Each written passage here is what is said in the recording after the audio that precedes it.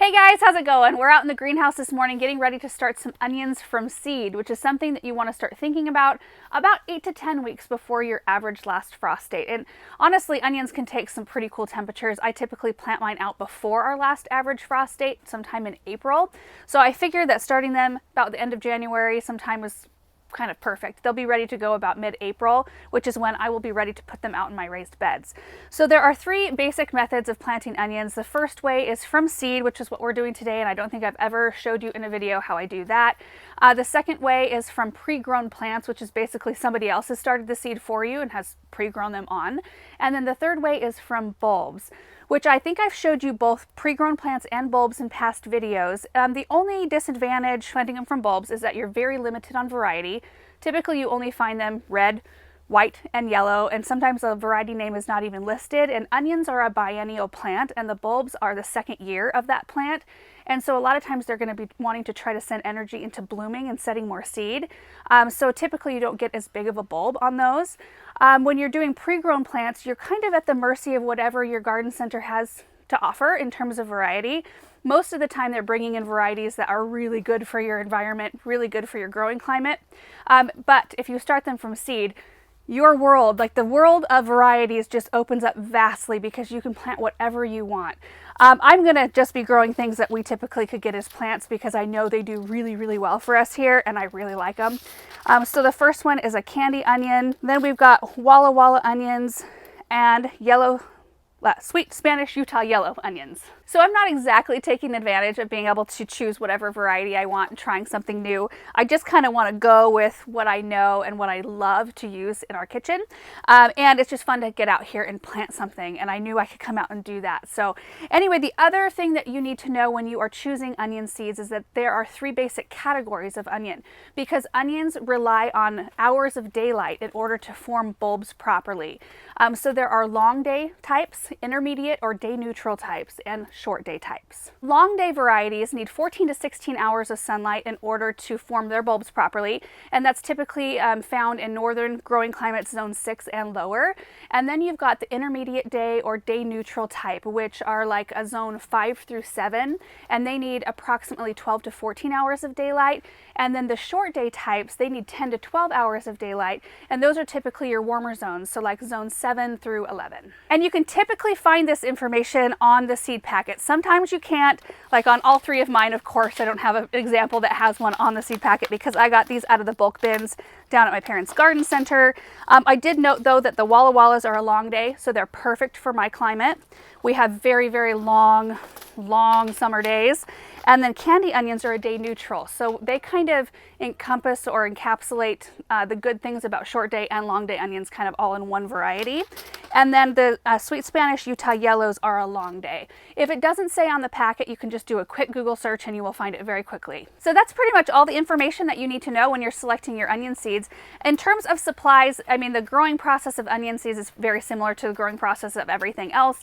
You're going to need to have something to grow them in, which you can grow them in anything, recycled containers from your kitchen. I actually picked this up at the garden center yesterday. I think it's quite perfect. It's a seed starter kind of kit thing here. It's got the 11 by 22 inch tray, which is the standard, and I want to try out our new Oslo light system, which I think this is going to fit perfectly in, and it's watertight. And then it has this insert right here, which I like the size of these cells. There's 36 cells here, as opposed to doing like 6-pack or 4-packs where they're pretty tight. The soil reservoir isn't as big. I think that this is going to be a really good alternative, and I'm going to try to fit all of my onions into one flat. You'll also need seed starting mix, which I already have some in my bowl. I need to pre-moisten it still, but can you see the huge stack of seed starting mix behind me? Like, we are gearing up. And I just wanted to mention that sometimes I know it's hard to source things.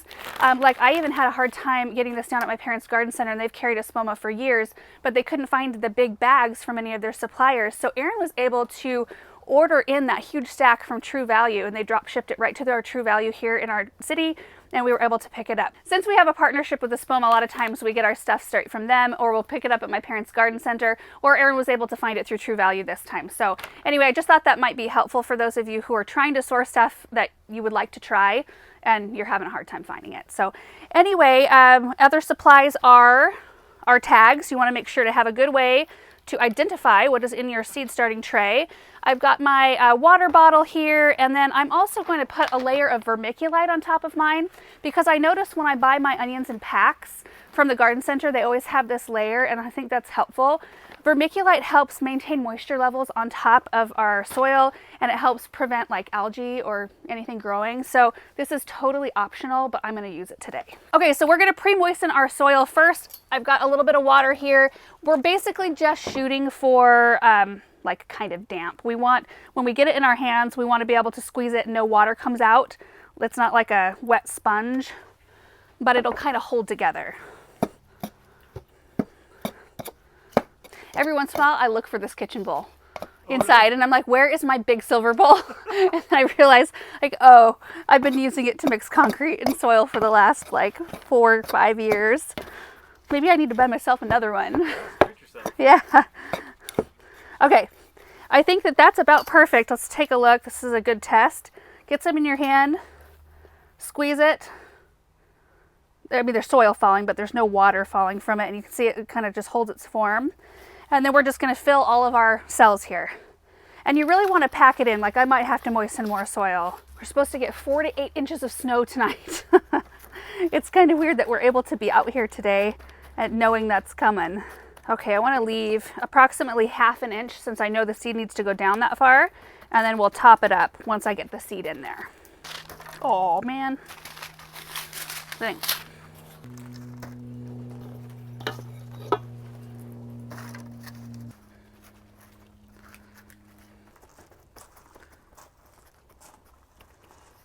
So I have my tray filled up as much as I want. I left about 1/2 inch in each one of the cells. I'm going to mix up a little bit more soil so that I'm ready to go once the seeds are in there, since, you know, I'm already all dirty.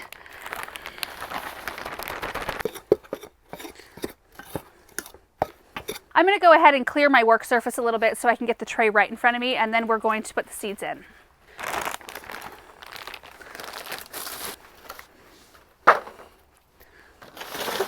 I'm going to start with the sweet Spanish onions first because there are like no seeds in this packet hardly. Like, is that for real? Look at that. That's like 1 cell's worth of onion seed.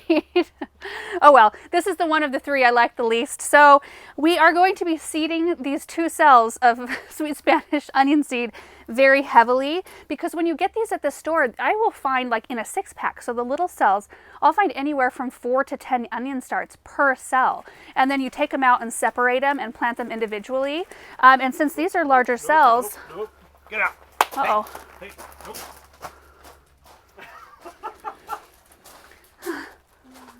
You can keep going. It's fine. This is like the only place where there's soil that's not frozen. So the cats are like, yes. Okay, that's pretty gross. Anyway, where was I?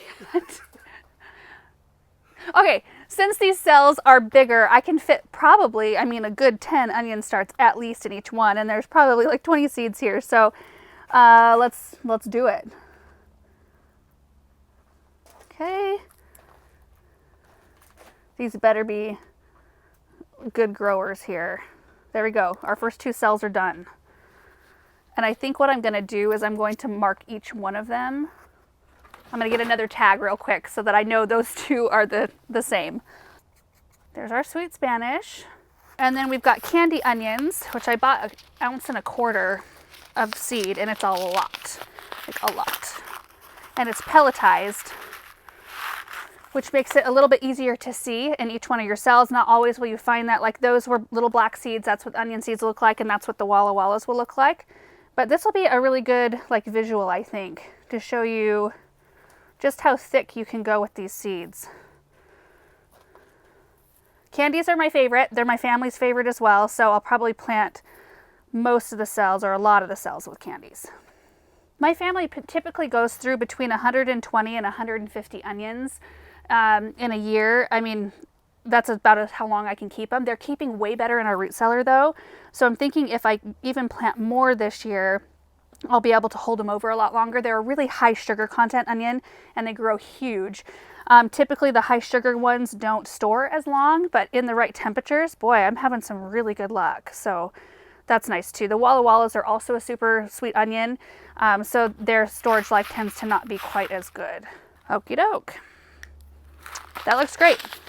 So those are all of our candies.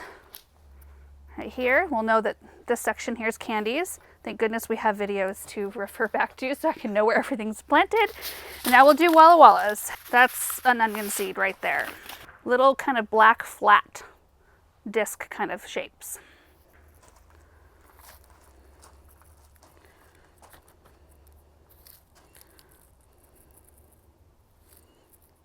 Okay, I have enough onion seeds for probably next year and the year after as well.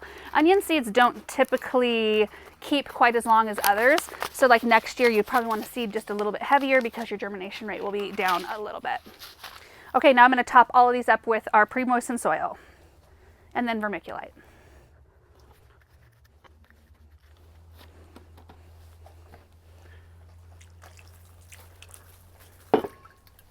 So we have done a video on vermiculite and perlite and kind of the differences and what they do. We'll link that down below, but it has kind of been a game changer ever since I've started using vermiculite on the top of a lot of my seed trays. It's helped out a tremendous amount.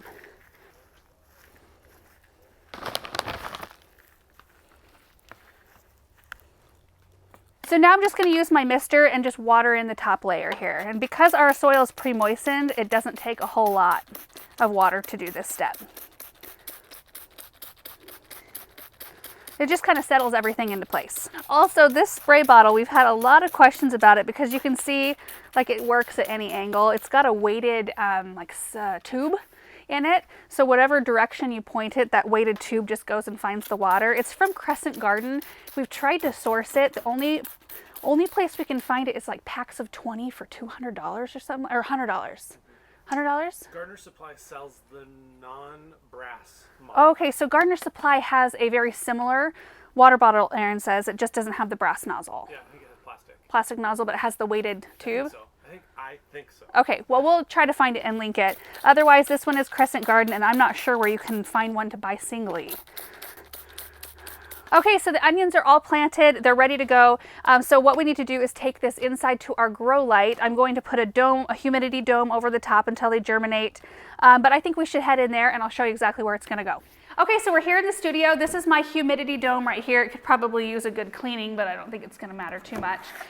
We want to put that dome on there just to encourage moisture and heat inside the unit here until they start to germinate. And then this is the light system that I wanted to try out. I'm so excited about the size of this because my other light systems that I use a lot, they fit these seed starter trays really well, these 24 cell ones, but they don't fit my 11 by 22s very well. So this is perfect. They do recommend, and I don't know if I said the name, this is called the Oslo Grow Light. It comes with one light per shelf. If you're going to use it for starting seeds, they do recommend that you get a second light. So I just moved this one. They're on magnets, you guys. Look at this. See that? Uh-oh. I moved the other one. There we go. They're really easy to move around. And if you want to use two on one shelf and then skip one, there's a little jumper cable that you can add so that they'll both be on. Or you can purchase additional lights if you want. But anyway, you can use a heat mat at this point if you would like to do that. It'll speed up germination. However, I feel like it's unnecessary at this point because we've got plenty of time to let them grow. I only have one heat mat and I want to keep it available for some other things that I'm going to want to start later on. We should see germination in about 10 to 14 days. Once they're all up, I will remove the humidity dome. I don't want to encourage excess moisture, any fungal issues or anything like that. And then if you let them grow without paying much attention to trimming them, they'll get huge and floppy and get all over each other, and it'll be really hard to kind of separate them out when it comes time to plant them outside. So you can keep them trimmed off to about 3 inches tall or so, so that they just stay really nice in their tray, nice and tidy. And so this tray right here should be good to go about the beginning to mid part of April, which will be perfect. So also, grow lights are unnecessary until they're all up. I just wanted to have them on so you could see what it looks like. So I'm going to turn them off. Once I see green start to peek through, that's when I will turn my lights on. And I run my grow lights for 16 hours a day. That's what I have these on right now. I've got other seeds going here. We just did an update video on that. And then I've got succulents and other things.